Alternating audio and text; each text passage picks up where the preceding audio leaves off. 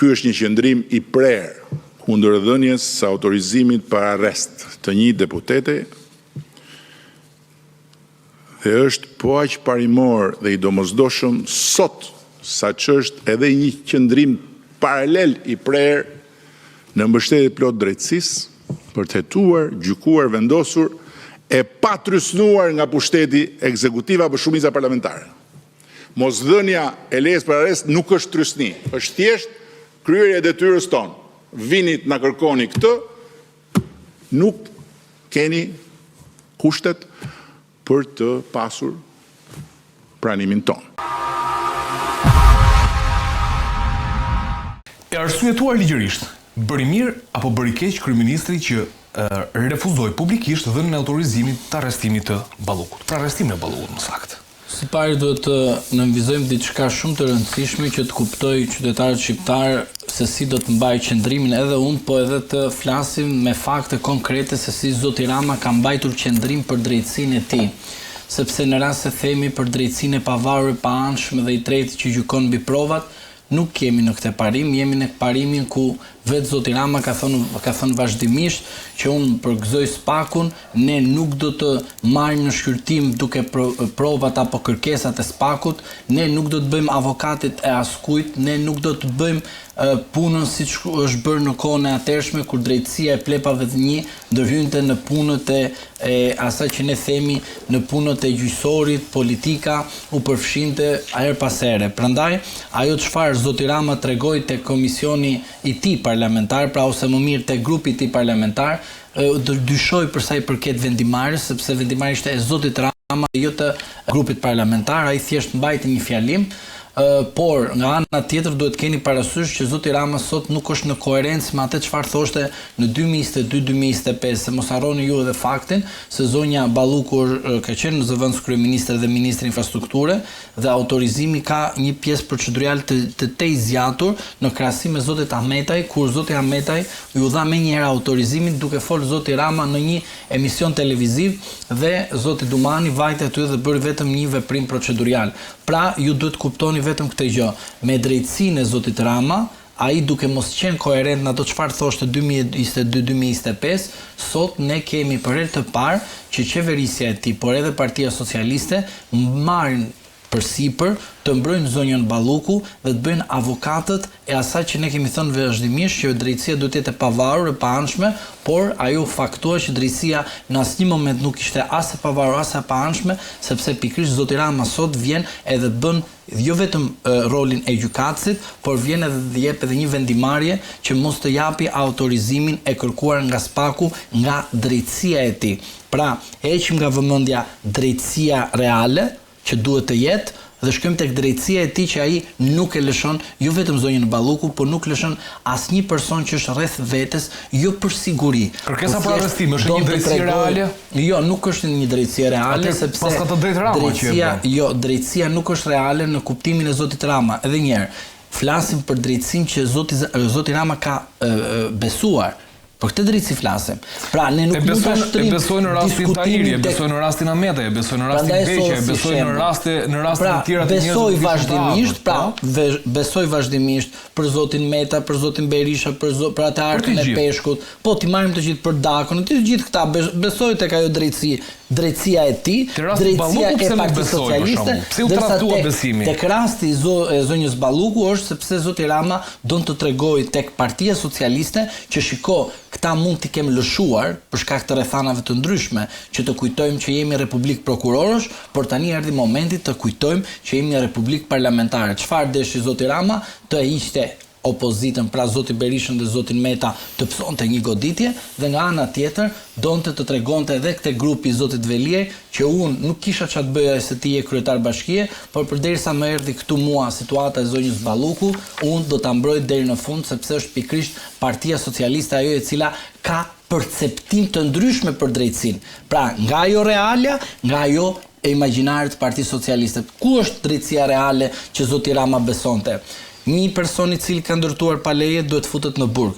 Një person i cili ka parkuar makinën 2 fish duhet futet në burg.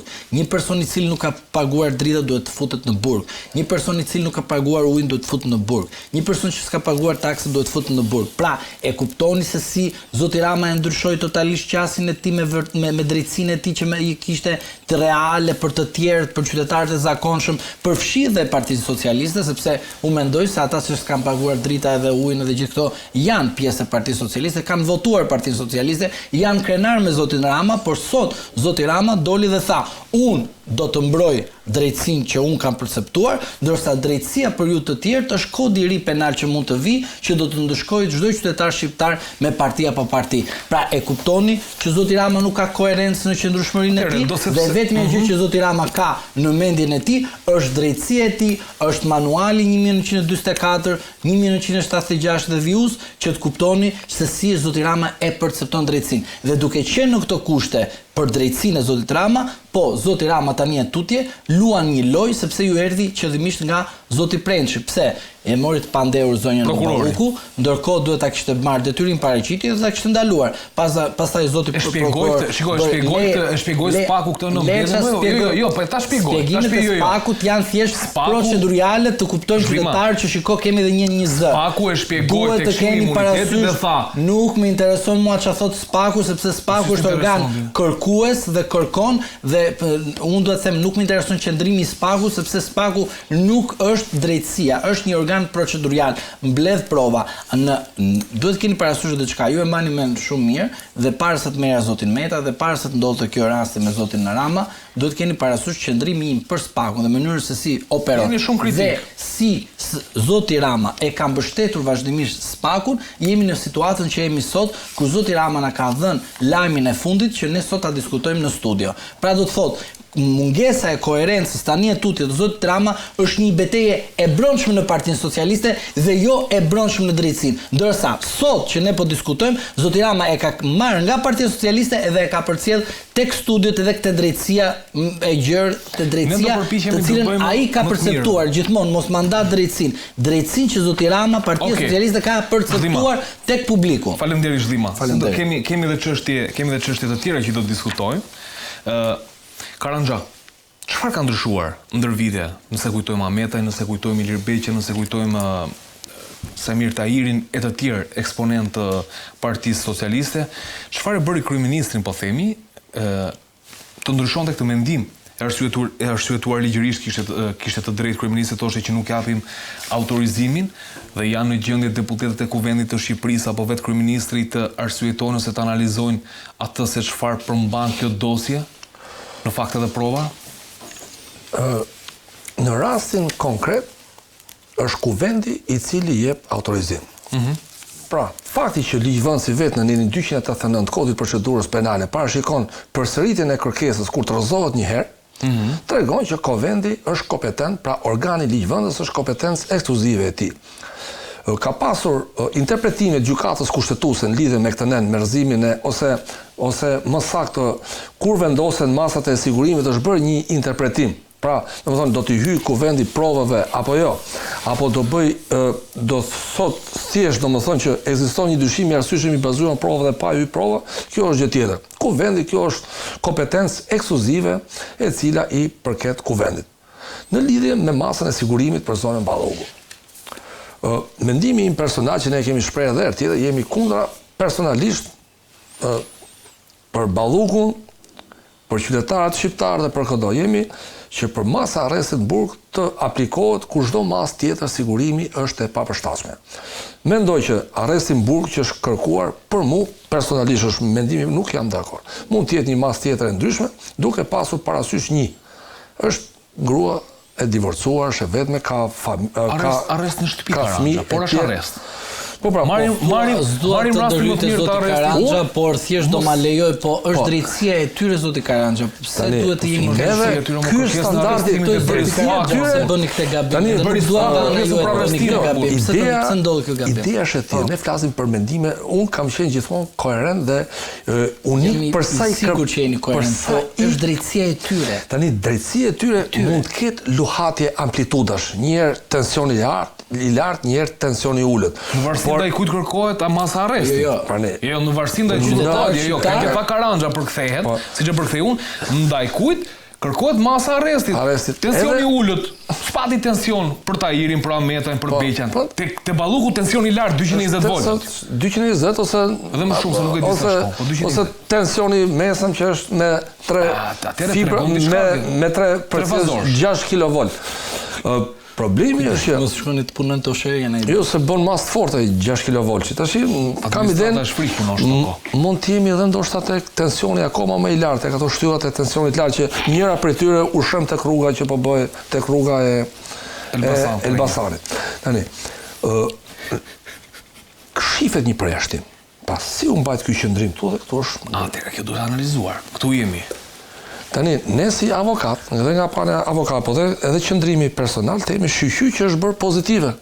Pra, po shikohen të paktën, u gjet një shkak, patur u gjetë, sepse tashi ka ndryshuar diçka, pse është bërë kjo, tjerët janë shu dhe ky nuk është shu, është gjetur një shkak.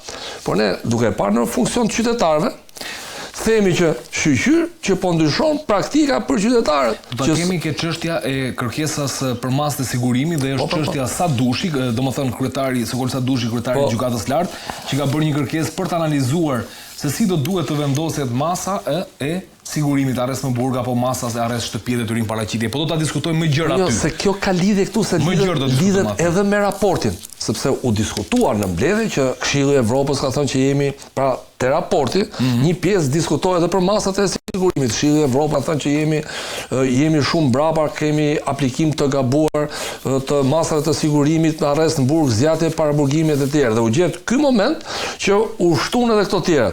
Por ne duke parë anën, pra ka anën, pra ne kemi të paqartë pse u ndryshu praktika, që do ta diskutojmë këtu.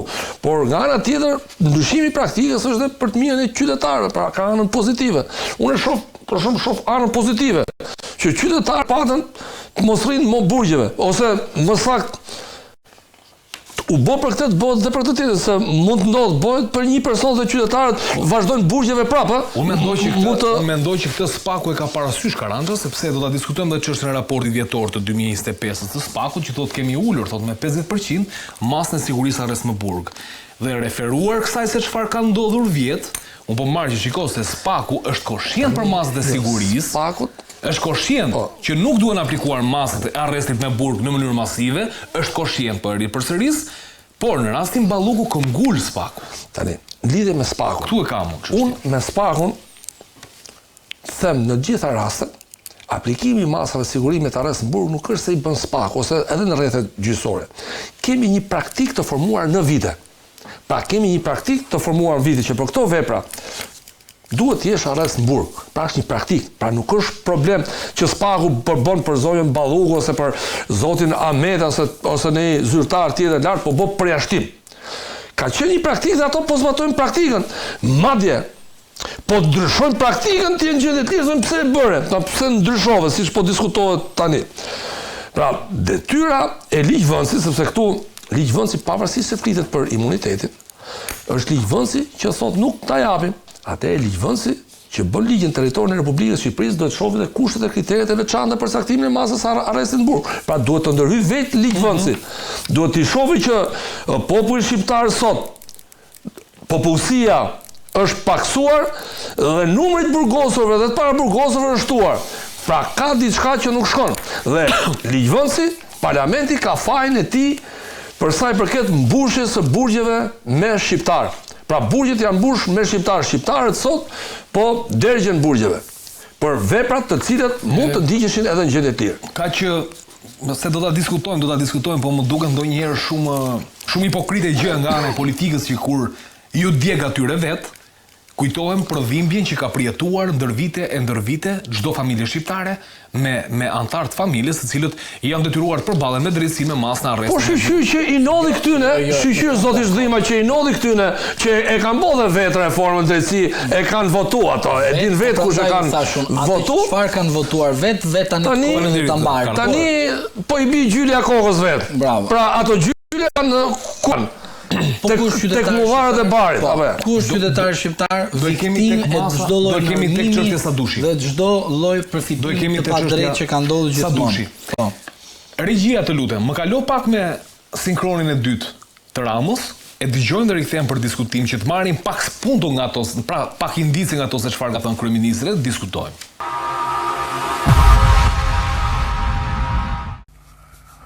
Kështu që unë e falenderoj sot Belindën për punën e madhe që bërin detyrat që i besova për 6 vjet me radhë, dhe i uroj fatin që meriton, cili do qoftë fati që meriton, në betejën ligjore, për cilën do të ketë në krah vetëm avokatët e saj. Dhe i kërkoj ndjes për refuzimet e përsëritura të 3 dorëheqjeve të veta, të cilat pavarësisht interesit saj apo edhe pikpamjes disa shokëve këtu për të lehtësuar presionin mbi të apo mbi ne, i kam refuzuar pikërisht dhe vetëm sepse drejtësia, pushteti i pavarur gjyqësor u kuturis, pa ose me dashje, këtë do ta mësojmë dhe të jeni të sigurt që po e mësova do t'ja u tregoj. Mirë, ky është deklarimi tjetër i kryeministrit Rama. Zhllima, cili do qoftë fati i saj, thotë kryeministri, ka mbrojtus vetëm avokatët e saj. Ma përkthe pak të gjithë. Edhe kështu është normuar në Kushtetutën e 1976, kur atëherë në atë kohë kishim Republikën Socialiste dhe në atë kohë gjykatat ishin tek pushteti dhe ishte pothuajse pushteti që vendoste, dhe në fund fare në rast se do të shikoni i pandeuri gëzon të drejtën e mbrojtjes. Po në 102. Po duhet keni parasysh që kjo është pikrisht ajo çfarë ju dëgjuat, artikuloi kryeministri, që gjykatat popullore socialiste janë pikrisht ata të cilët sot duhet japin një vendimarrje ose duhet të trajtojnë rastin e zonjës Balluku me dinjitet socialist. Pse them këtë gjë? Sepse deklaratët e zotit Rama, në rast se ju do të shikoni, do t'i merrni në mënyrë të përmbledhur edhe në fund fare t'i bëni një analizë, janë edhe kontradiktore me njëra tjetrën, sepse nuk mund të krenohesh për një drejtësi, ndërkohë kur ti thua që unë nuk lëshoj dikë dhe t'i jap autorizim. Pra nuk mund të kesh një urim për një person të shkoj tek një drejtësi e cila po e pret dhe po e kërkon, dhe nga ana tjetër ti thuash që unë po e mbroj, po të shkoj me avokat të vetë dhe të shkoj dhe të sqarohet. Pra, zoti Rama nuk është se e ka peshuar mirë fjalimin e tij përpara grupit parlamentar socialist. Unë ju kujtoj edhe një herë këtu rastin e Kushtetutës, por përveç kësaj zoti Rama kërkon të tregoj veten e tij sikur është një shpëtimtar zonjës Balluku dhe kërkon t'i japi asajt mbështetje morale, por në rast se do të kishte kartë morale tek qytetarët, zoti Rama duhet menjëherë do ta kishte lëshuar dhe mos të ishim në këtë situatë ku jemi sot. E gjitha kjo që ju po shikoni është e vërteta e hidhur, është skenari që zoti Rama ka bërë në kohë shumë përpara, që të gjithë të tjerë të cilët janë rreth vetes time duhet të përballen me drejtsinë e tij, dhe kjo është drejtësia pikërisht që buron nga të bëj një pyetje këtu. Gjykatat popullore socialiste. Pra, mos shkoni tek drejtësia e re, ju lutem. Prit një sekond. Mendoni si gjithë këto vite, kjo çështje e kërkesave për arrestim të Spakut i ka shpëtuar kryeministrit Rama? Nuk e ndjente nevojën e... Ju keni një prokuror profesional përballë, zotin Karanja. Lind një pyetje shumë e thjeshtë. Pse zotin Berisha detyrim paraqitje dhe zonjën Ballukut direkt të pandehur pa një masë sigurie? Pse zotin Meta arrest në burg zonjën Kryemadhe detyrim paraqitje? Pse zotin Berisha po ashtu e tham, dhe pse zotin Beqaj në të njëjtat kushte për shembull, si është? Arrest në burg. Pra, pse zoti Velia arrest në burg? Është bërë vlerësimi provave. Nuk janë prova paraprakata, nuk të japin ty bindje që personi është i fajshëm. Shiko, duhet kemi parasysh diçka, se pastaj do ta diskutojmë. Janë 3 pika në kodin e procedurës penale nenin 228 që të thënë qartësi çfarë pikrisht bëhet për masën e sigurisë. Tani, Zoti Rama këtë gjë e dinte edhe më përpara, ose nuk ja kanë thënë, duhet ja kishin thënë. Pra pse duhet kemi një diferencim edhe një diskriminim, ta pyesim kolegun dhe ta thotë, kemi të drejtë apo jo? Pse duhet SPAK-u të përdorte masat e sigurimit sipas interesit të Partisë Socialiste? Pse zoti Dumani duhet të bënte zgjatimi i asamblesë së Partisë Socialiste duke arrestuar të gjithë opozitarët dhe opozitar rreth zotit Rama që sënonin karrikën e tij, dhe pse SPAK-u po zoti Dumani nuk bëri hetim në krimin zgjedhor ku ndërkohë në 11 maj zoti Rama mori 83 mandate. Pra, nuk është thjesht drejtësie, është thjesht politike dhe drejtësie bashkë që bën miks dhe sot del rezultati i qartë që zoti Rama ka gjitha shifrat. Pra, mendimin e zotit Dumani. Karanja është bërë vlerësim i ndryshëm i provave, le të themi, me orientime politike në SPAK apo jo, si e vlerëson?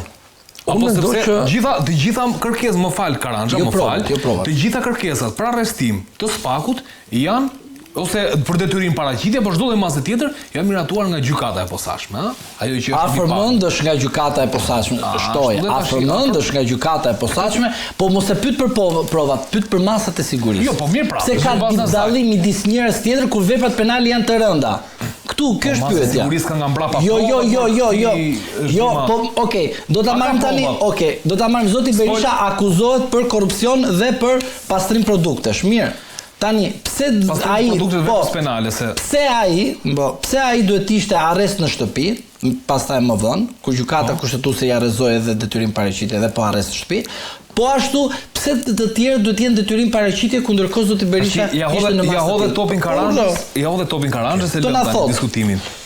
Tash e para ne folëm për një praktik tashmë që ka SPAK-u, që është praktik për mendimin tim duke atë temën tjetër që do flasim, gjykata e lartë do ndërhyjë në lidhje me caktimin e masave të sigurisë të kriterë. Pra do bëj një interpretim të dispozitës procedurale. E para, dyta, prokurorët janë të ndryshëm. Pra prokurorët janë të ndryshëm.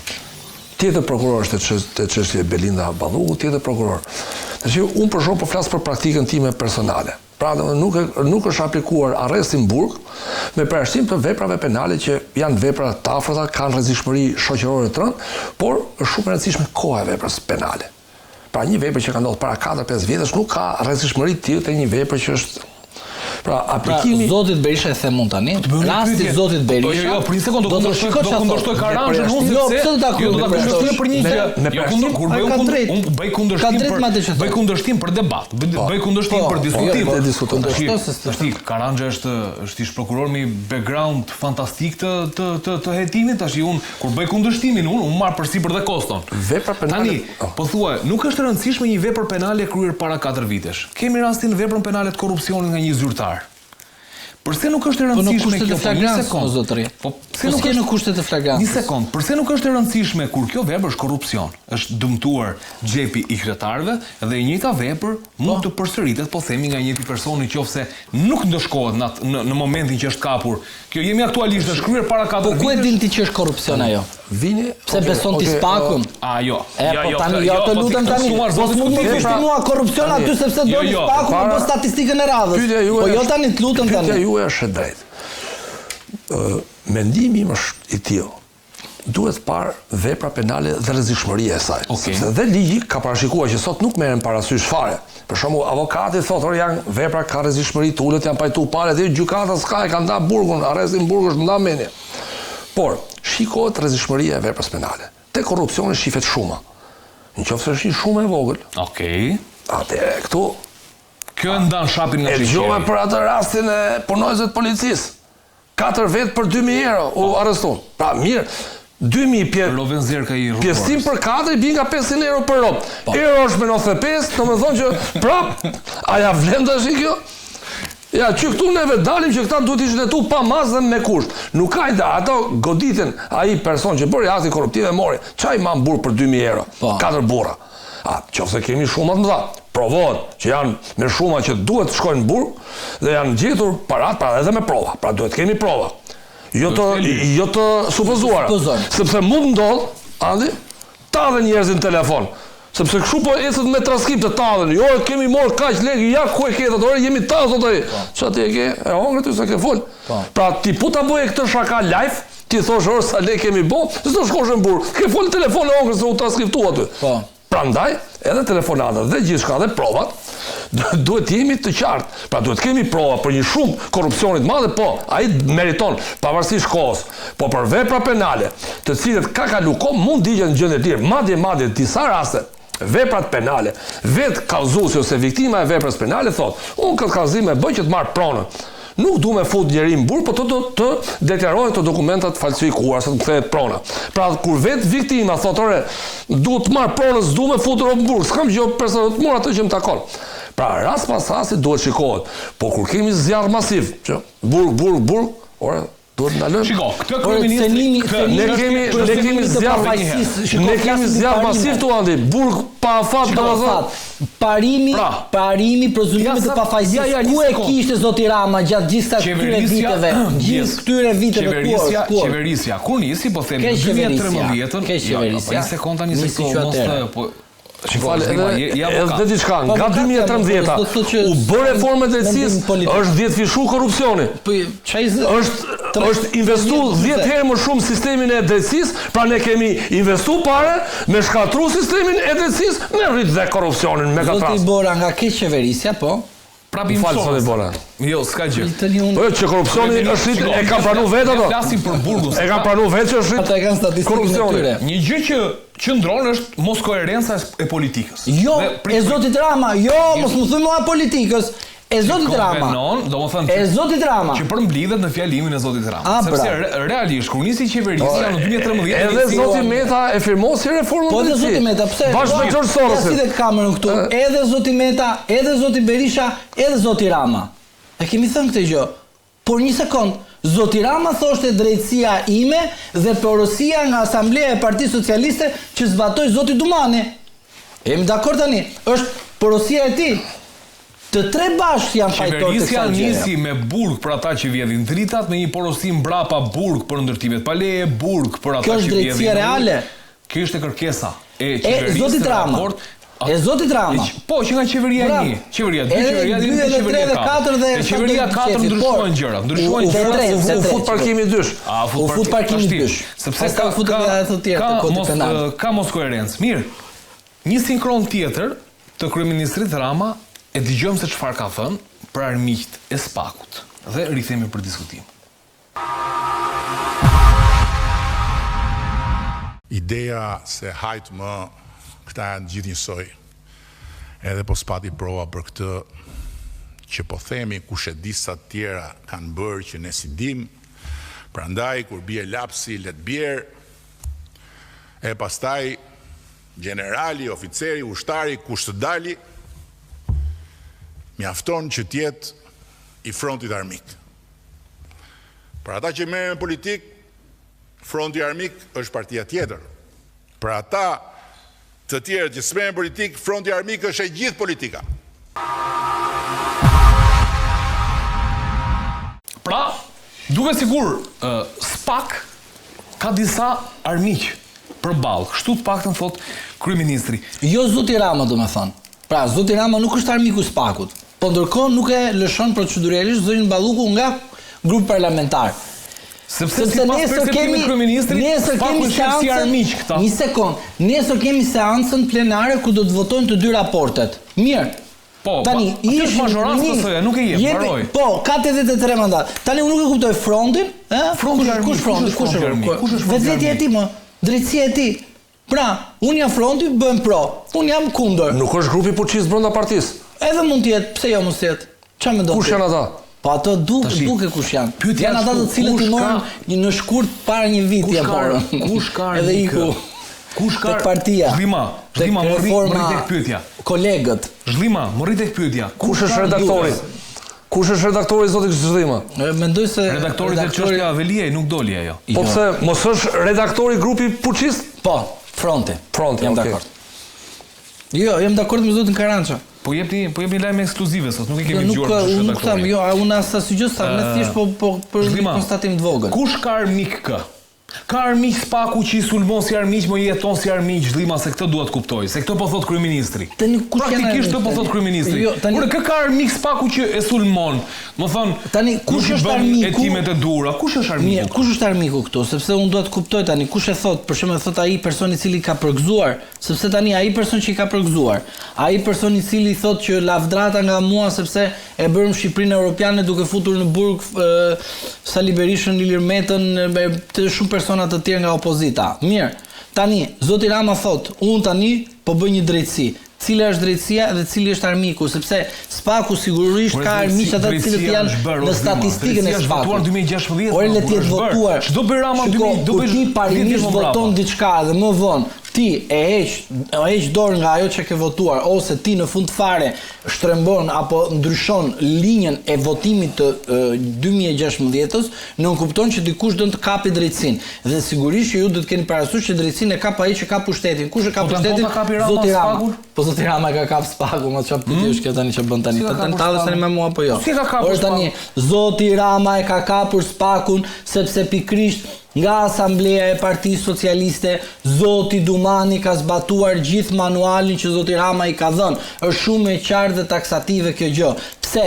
Sepse zoti Dumani me largimin e tij në dhjetor të 2025-s dha autorizim tek prokurori Prençi që të bëjë kërkesë në kuvent për zonjën Balluku. Lind pyetja, pse dosja e zonjës Balluku ka qëndruar në sirtarët e spakut në 2021 dhe në fund fare në 2025, kur ndërkohë zotin Berberi e kishën përpara të arrestuar, provat i kishe aty, s'kishe nevojë të bëjë hetim të thelluar, s'kishe nevojë të hapje tabulate për shkak se ai i kishte transparent, pra madje me sa kam lexuar në media, ai ja paskaçuar edhe gruas së tij të kishte njoftim mbi ato çfarë i bënte në krye të ARSH-s, mos gaboj. Tani, lind pyetja e thjeshtë. Çështje komplekse, thot Spaku, zgjasin për te afatit 6 mujor deri në 2 vjet. Për të përfunduar këto çështje, angazhohen një prokuror i posaçëm dhe 2 hetues. Shkurtimisht janë të mjaftueshëm apo jo? Karanta, keni qenë prokuror, keni pasur hetuesit tuaj për një çështje komplekse. Mund të kalohet afati? Mund të kalohet afati, varet nga kompleksiteti i saj, edhe nga rëndësia. Unë jam për atë që një prokuror 2 hetues mjaftojnë apo jo? Në rastin Balluku. Në rastin Balluku 16.000 faqe. Duke qenë se janë shumë çështje në hetim. Pra kjo i bi 3 fugona me prova, thot. Thuaj 3 fugona me prova, m'fal, me materiale, se nuk janë prova, gjitha me materiale, 2 deri në 3 fugona, fal. Pra neve janë ato fugona 2 tonsh. Më thonë se janë ke edhe fugona dhe janë ato me dopje gomë mrapa që marrin shumë, që mund të jetë një fugon i modh. Është një prokuror, ti me mendoj që ju Karanja dhe ne të dy tani, mendoj që me 3 fugona. Mendoj që provat në procesin penal janë të përcaktuara, pra janë prova shkresore, pra janë ose prova dokumentare, pra është një provë, pra kjo shkres ato gjëra për bërë një provë materiale, si mund të thosh, sepse ti tregon një fakt, pra kjo është një provë. Dhe prova duhet bëhet një selektim. Dakord, duhet bërë një selektim. Por kompleksiteti po më thuaj që edhe kalon. Çështjet komplekse kërkoj një numër më të madh prokurorësh, kërkoj një numër më të madh. Komplekse, 70.000 faqe këto, bëjmë pak shumë të thjesht, një sekond. Pyetje. Sa faqe ka çështja Meta? Për zotin 70.000, nuk ka rëndësi. Sa ke lexuar nga ato? 70.000, më dëgjoj. Kam lexuar diku te 10.000 faqe, se në vërtetën ato që mendimin tim kanë thel për rastin konkret. Se janë të ndame me episode. Janë të ndame. Një sekond. Kuptojnë sa të vështirë ka dhe avokatët punën, no? 70.000, po 10.000 kam lexuar, i kanë të sigurt të lexuara, 10.000. Por janë të ndame sipas rasteve që akuzohet. Nuk do marrun tani të gjithë praktikën e privatizimit të një shtëpie private që e bën Ke lexuar 10.000 faqe? Po 10.000 faqe kam lexuar. Kjo vërçe për syt. Tani kam blerë. Se 10.000 faqe është shumë. Kam porositur edhe. Domethënë flas të po diskutojmë. Kam porositur edhe. 10.000 faqe. Vërteta, jo 10.000 kam mbaruar. I kam të qarta, çfarë ka ndodhur. Të konspektuara. Po, i kam të sigurta i ke. Tani, më dëgjoj pak të them diçka. 33 libra i bie me 300 faqe. Më dëgjoj pak mua tani. Më dëgjoj pak të them diçka. Me rastin e zotit Rama, kemi të bëjmë me rastin e zotit Beqaj. Po. Pse? Mos e çoni kështu. Jo është e vështirë kështu. Zoti Rama për politikat e shëndetësisë, që zoti Beqaj është në telashe me drejtësinë, duhet të dilte për shkak të moralit që ishin politikat e Partisë Socialiste në keqeverisin e 2013-2017, edhe të thoshte, më fal, kjo ishte një porosi e programit të Partisë Socialiste dhe ai ministër ose ish ministër mbahet brenda kot. Vendim kolegjial, rasti Berisha. Po, edhe Berisha duhet dilte, thoshte, Berisha mbahet kot për VKM sepse unë kam bërë incineratorët me 100 në VKM. Pra, e kuptoni që nuk ka të bëjë me ajo pavarësia e provave 70.000, 100.000 faqe. Jo, nuk është këtu e vërteta. E vërteta është këtu, bëra porosin dhe ekzekutuat ashtu siç duhet. Kjo është gjithë situata. Nuk pra është me të lejomi prova. grupin 70-80 vjeta që të vendosin të na vjedhin për shembull. Jo, me nuk ka vendim lidhje. kolegjial. Po nuk të kryen një dëm ndaj shtetit me vendim kolegjial, ne ta tolerojmë mbi të fshihemi brapa programit qeverisë. Jo, nuk ka lidhje. Nëse SPAK konstaton që aty ka vjedhje. Nuk ka lidhje. Si SPAK konstaton. A ka shpërdorim detyre me VKM apo jo? Kjo është pyetja. Jo, nuk ka shpërdorim detyre. VKM-ja është një vendim i Këshillit të ministrave dhe aty nuk mund të ekzistoj fakt penal për sa i përket shpërdorimit detyrës. Shpërdorimi i detyrës dikush do ketë përgjegjësi aty, do ketë dikush të i person. Pasi ti ke marrë vendimin e Këshillit të Ministrave, ministri duhet të nxjerrë VKM të tjera, të cilët janë në zbatim të ligjit dhe aty duhet kuptojë se si i ka dhënë kompetencë vetës së tij dhe në rast se aty ka fituar ai privatisht. E kupton sa e gjerë është, sa e gjatë është kjo gjë dhe atëre Zoti Beqaj, Zoti Ahmetaj, Zoti Tahiri, Zoti Dako, Arka me Pesh, të gjithë ta duhet ishin në parimin e prezumimit të pafajësisë që atëherë që ndodhi kjo. Pavarësisht a ishin 10.000 faqe apo 3 faqe. Pra, parimi duhet jetë stoik, i pa lëkundur dhe me koherencë totale. Dhe jo të thënim ne për shkak se opinioni publik vdiste për perceptimin e SPAK-ut, që do arrestoj, do fusi në burg, do sekuestroj, do bëj nami, dhe sot ne flasim ose për provat, ose sa faqe kanë provat. Jo, nuk është e vërtet. Nuk është kjo e vërtet.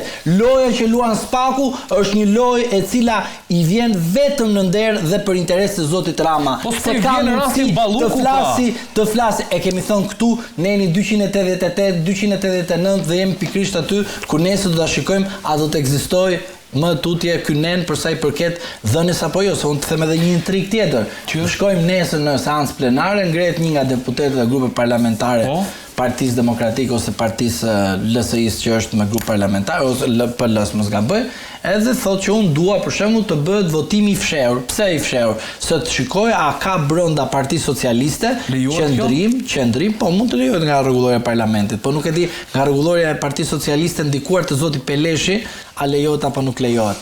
Por jo, pritani, këtu është tani gjithë loja. Në rast se shkojmë në votim të fshehur, mund të kemi një rrjedhje për sa i përket votave. Aty ne do të kuptojmë a është në të vërtet komplekse gjithë rasti dosja Balluka apo jo, është futur brenda Partisë Socialiste filtri ose më mirë helmi që helmon ata të cilët janë të ndershëm kundrejt atyre të cilët akuzojnë vetëm për SPAK-un, sepse SPAK-u është çfarë? Këshilli popullor i asaj kohe. Këshilli i lagjës, unë se kam jetuar, por ata të cilët e kanë jetuar, të ta shikojnë se si po organizohet drejtësia. Kjo nuk do zoti Zhrima. Ju mendoni se nuk do. Kjo do bëhet me votat hapura. Jeni më shumë parimistë se sa duhet. To do bëhet me votat hapura që partia ta di kush është kundërshtar. Votoni në Zvicër apo në Suedi, hajde në Shqipëri. Partia duhet ta di, partia ka marrë një qendrim dhe kush del kundër është kundra vijës partisë. Na partia zoti Karadžić, na partia. Sidoqë puna, hajde me këtu kamera. Lidhje me VKM do thosha diçka andi, po ta mbarojmë të. Kushtetuta e Republikës Popullore Socialiste e Shqipërisë, për këtë thoni zoti Karadžić. Partia, po pse ti çam mendon? Ti je zoti Zhrima. Ti je nëse partisë politike. Nëse beson Ramën edhe bë objekt bisede Ramën, jeni 100 vite mbrapa. Nëse partia, po ja tani të lutem shumë. Ndryshon politika. Po, ndryshon politika. Manuali 1944, 1976, urdhro këtë. Heqim regjia. Urdhro Këshilli i Lagjës, shikoj se ka bërë Këshillin e Lagjës, vendos vetë vendos vet. Atëherë, çdo parti politike në perëndim, në lidhje kudo qoftë, ku merr një qendrim partia, deputetët do t'i binden partisë. Tani unë të them tani, shkojmë të razojmë brenda dhe themi të fshetë dhe të shikojmë a partia është deri në fund me partinë. Po pse të provokohet partia? Po jo duhet që të shikojmë, a kemi një parti e cila është parti jo shtet? Karanxha ka thënë që ka dyshime për grupin fuqis që ka bërë ligje. Ka bërë ligje, po jo ligje, është dëbuar. Po, grupi parlamentar, ne duhet të shikojmë çfarë duhet të gjejmë. Duhet të gjejmë a i kanë guximin ata të kundërvijën e Ramës dhe jo partisë? Votimi i fshehtë sepse PS-ja Rama, PS-ja shteti. Pra, këtu duhet të ndajmë shapin nga shikeri. Tradhtarët pastaj. Aty mund t'i gjej tek fleta e votimit kush ka mund të shohë tek numri i votës, mund të zbulohet grupi. Pra, cenohet parimi i zgjedhor që kemi të bëjmë me një moment ku vetë partia pas ka marrë edhe në patronazh çfarë? Për pushtetin legislativ. Kjo është më e rëndë. Në rastin do të partia ka numër tash. Partia Socialiste ka. Po ke 140 deputet aty, s'ke 83. Nuk ka kartona po jo, cila drejtësi është që beson Rama? Cila është drejtësia që beson Rama? Drejtësia e tij. Kush është kuvendi? Partia Socialiste. Kush është gjyqësori? Partia Socialiste. Faleminderit. E lave me mua. Po jo, po tani atë përshiri fra. Se ne ku themi ligjvënësi, unë nuk e ndaloj. Ka marrë një qendrim. Partia thot dorëzohet dhe ka marrë fund kjo punë. Po partia nuk po e dorëzon. Po këtë po thot, nuk e dorëzon, nuk ka parlamentin e dihet. Bravo, partia me drejtsinë dhe perceptimin e partisë. Po pra, drejtësia po e kërkon dhe partia nuk e jep.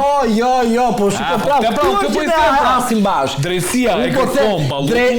Jo drejtësia e pavarur e pa edhe diçka tjetër. Edhe nga Amerika. Ballu e lavdron drejtësinë thotë. Jemi krenar për to. Për drejtësinë. Kjo është drejtësia e re. Si thoshte ai kolegu, apo po thoshte kolegët e mi. Ajo vetë po e lavdron. E mamë kur i thoshte ajo atëra aty tek UKT-ja e Vlorës, nuk e mbaj mend, thoshte do të çojë spagu. Grup kriminal, po. Tani pse nuk shkote drejtësia jote, zoti Karanxha, pse nuk shkote drejtësia e vetas ajo? Ajo tha duhet shkoj, tha foli vetë. Pra, e kupton tani se pse duhet të vim në këtë konflikt ne sot ku ata besojnë tek drejtësia e tyre. Prandaj thuj popullit ton, diçka që është e vërtetë. Karanxha, po të më lësh vetëm një moment. Drejtësia reale, nderuar zoti Bora, duhet kuptoni këtë gjë. Drejtësia reale është gjë tjetër nga drejtësia imagjinare reale që zoti Rama sot ka. Nga 2016 në vazhdim dhe nga 2022-2025 lidhur me spakun. Pra këtë gjë duhet t'ja sqaroni qytetarëve shqiptar të na kuptojnë, sepse ne nuk mund t'i themi atit futu ti në burg sepse parkove dysh, futu ti në burg sepse ti nuk pagove. Jo një sekond, po do ta them. Po të them fjalë të tjera aty më vëlla, po pritani të t'i them këtë gjë që duhet. Pra, duhet kuptoni, jo, nuk e përsëris, dhe këtu e kam. Edhe do shikosh pastaj. Pra, duhet kuptosh këtë gjë, që zoti Rama ka cenuar prezumimin e pafajësisë, procesin e rregullt ligjor. Pra janë parime procedurale të cilët ti nuk duhet të cenosh për asnjë si kundërshtar politik apo brenda partisë si rasti zotit Veliaj. Ju e mbani mend se si bëri zoti Rama, mblodhi të gjithë bashkinë duke ndërhuar mbrojtje kaq vonë kryeministri mor burr. Pse u del kaq vonë, mos janë arrestuar Velia ka një vit të kusur. Po se do luaj viktimën o zoti Bora, do luaj viktimën dhe kam thënë vazhdimisht. Po sa herë ka luajt viktimën te Ameta, te Daku, te Peshku, te ky, te ai, te gjithë këta viktima, vetëm viktimë është ai, i shkreti. Pra, gjithë hakan kumblla mbrapa shpine, kupton? Të gjithë të tjerë nuk pasën mundësi ta spionohen këtë tjetër që i haka, që do të shkarkohet ti. Dhe ajo çuditshme kush është? Si ka mundësi që ty të shkarkohen persona që punojnë në shtet? Edhe pastaj pas një kohë të caktuar spaku merr edhe i arreston. Jam thoya pak për shtypjen tënde. Pra, që ka më prokurori speciale zoti Rama se sa spaku, po. Ore, Peshku, që po flet për çështjen e Peshkut. Ta shpjegoj unë atë. Jo, një pyetje do bëj. Po. U lat hajt Peshku apo u sekuestrua me cilësinë e provës materiale? Unë besoj, duke besuar te spaku, u sekuestrua. Është sekuestruar Peshku, shkapo. Çfarë lloj Peshku ka qenë? Atëre, ecim sepse kemi çështje në lidhje me VKM-n andi ndaloj. Po vendimin e Këshillit të Ministrave, po. Vendimet e Këshillit të Ministrave për mendimin tim personal mbahet përgjegjësi penale, por jo organi kolegjal. Këtë praktikë që po them unë e kam mbajtur dhe më përpara. Ministria organi kolegjal nuk marr për një këshilli i ministrave, sepse që të bëhet një vendim i qeveria mbahet një relacion. Pra, ka një drejtori juridike të ministrisë që e provozon, ka një ministër që e provozon, ka specialistë që firmosin. Sepse në mbledhjen e qeverisë kemi edhe ministrin e kulturës për shembull. që është për gjë tjetër, thotë ngre votën, por është antar. Do më lësh një pyetje për ta sqaruar. Po. Në rast se propozon një deputet një ligj i cili vjen në favor. Po si të këshillit ministrat? Jo, prit sepse vendim kolegjal është edhe ai. Sa ta mbaroj. Ja bëj pyetje. Propozohet një ligj i cili vjen në interes një oligarku, po themi një të pasuri dhe dëmton xhepat e qytetarëve shqiptar. Votohet në kuvend. Apo këta nuk mbajnë përgjegjësi? Personi që propozon, Po, jam unë. presupozohet që ti njeh ligjin. Po. Na ndodhi dhe një deputet që ishte propozuar një ligj tani që nuk e dinte se për çfarë bëhej fjalë. Pra kishte vënë firmën e kishte propozuar si ligj vend, ndërkohë që çdo ligj dhe çdo praktik, sepse ligji është që mbledhet nga kuvendi, kurse vendimi i Këshillit të Ministrave është akt nënligjor që del nga qeveria.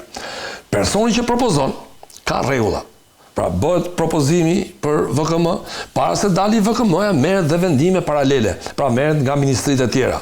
Çfarë menimi keni, sidomos për ndryshimin e ligjeve, duhet marrë dhe miratim nga Ministria e Drejtësisë, duhet marrë nga Ministria e Financave se ka kosto financiare për buxhetin e shtetit. Personat që propozojnë mbajnë përgjegjësi, madje në mbledhjen e Këshillit të Ministrave që sot nuk mahet audio është e detyrueshme me ligjin numër 9 të vitit 2003 për sa i përket vazhdimit për sa i përket mbledhjes duhet të jetë me audio. Siç ne këtu flasim me audio dhe mbajmë përgjegjësi, ministri që propozon i bën sepse do bëjmë mbrojtjen ai. Do dali ky VKM dhe ministri ka përgjegjësi. Mund të ketë ndonjë antar i Këshillit Ministrave, por duhet provohet që ky veprim i palishëm, ky propozim që bie në kundërshtim me ligj, ka lidhje edhe me filan ministër, pra duhet të provohet. E qartë. Por nuk mund të përjashtohet nga unë këtë qëndrim e kam personal, këtë e kam bajtë të çështja Durrës Kukës, që zinxhiri propozues në Këshillin të Ministrave, kemi parë dhe mbledhjet e Këshillit të Ministrave që ministri e mbronte ato të vetë dhe del ana subjektive, pra nga përgjimi, nga audio, nga regjistrimi, neve nuk na u dha në dispozicion, por transparenca kjo është. Edhe te VKM-t, në fakt, një minutë mbarova, te incineratorët janë vendime qarkulluese që bëhen brenda ditës, por kur bëhet një mbledhje dhe diskutohet, aty del se kjo është transparenca. Kur bëhen gjërat shpejt me firmë, neve duhet dim çka ka ndodhur dhe ke praktika të mangëta. Dhe mangësia e praktikave te vendimi i Këshillit të Ministrave është përgjegjësi direkte e stafit që merret që kalon VKM. Kështu që përgjigjes pas ka kjo histori. Nuk është aq e thjeshtë. Sekretari i përgjithshëm i Këshillit të Ministrave mba përgjegjësinë penale për sa i përket normimit të një VKM-je e cila bie në kundërshtim me ligjin, sepse është i vetmi person, funksionar, që është i emëruar si nën punës civil, i cili është për këtë arsye që të monitoroj çdo gjë që vjen nga ministrat edhe paraqitet tek Këshilli i Ministrave. Pastaj ka edhe diçka tjetër, që unë nuk bie dakord pjesërisht me kolegun. Prandaj që ka smur nga zemra. Po. Tani, pjesërisht di që smur një se ka pas shumë me zemër të kohë. Marrin shumë raporte shëndetësore.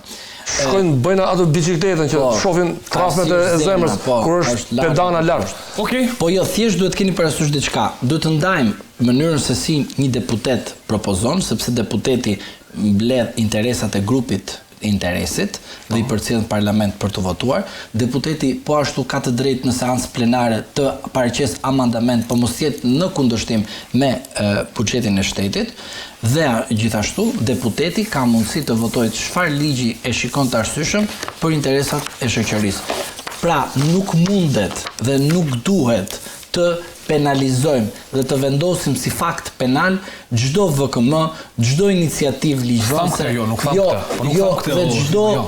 Edhe çdo rast që një person pushtetit ekonomik kërkon që të kalojë përmes ligjit, edhe një qytetar i thjesht për pronën, edhe një qytetar i thjesht për zhvillimin e asaj që ne themi të zhvillimit ekonomik, ka të drejtë i drejtohet një deputeti që të kërkojë normimin e një ligjit, pse jo një amandamentit për interesat e një grupi të caktuar shoqëror ose të çdo qytetar shqiptar. Kjo është perfekt, kjo është idealja.